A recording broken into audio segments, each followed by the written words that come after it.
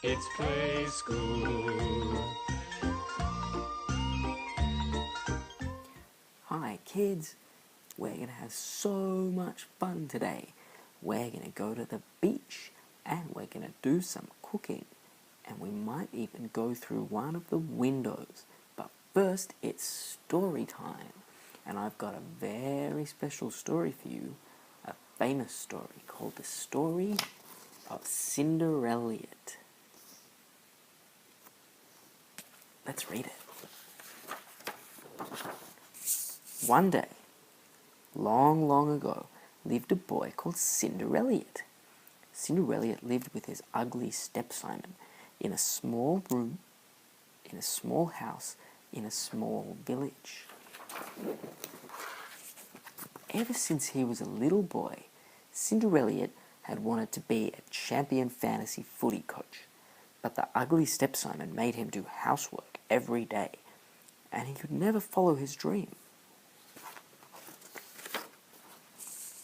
One day, Cinderelliot was feeling very sad about not being a good fantasy football coach, and he began to cry.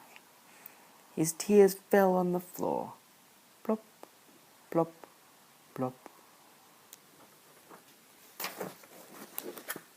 As luck would have it, the sound of his tears hitting the floor played out a magical tune that summoned the fairy god Kennedy.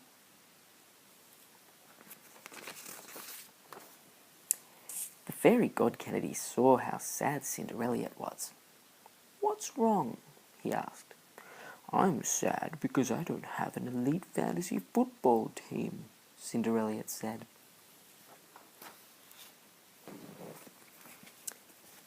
The fairy god Kennedy didn't like seeing Cinderelliot so sad. "I know how to help you out," he said. How do you think he helped him out? With a wave of his magic wand, the fairy god Kennedy turned Cinderella's squad into the most supreme team the world had ever seen. Look, he gave Elliot Yo the power to score 105 points. He gave Matthew Stokes the power to score 117 points. Look at this. He even gave Daniel Rich the power to score 123 points. And the best for last, he pitted himself against Brisbane so he could score 180 points. "Oh, thank you, fairy god Kennedy," cried Cinderelliot. "I'm the happiest fantasy football coach in the whole world." But the fairy god Kennedy frowned.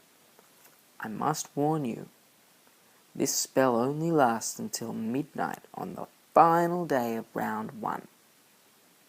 After midnight, your team will turn back into a pumpkin."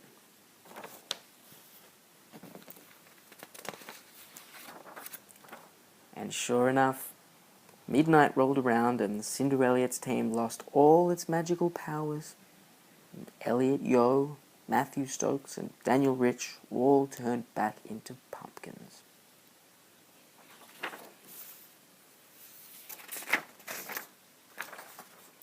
And Jackson Ramsey became his highest scoring backman.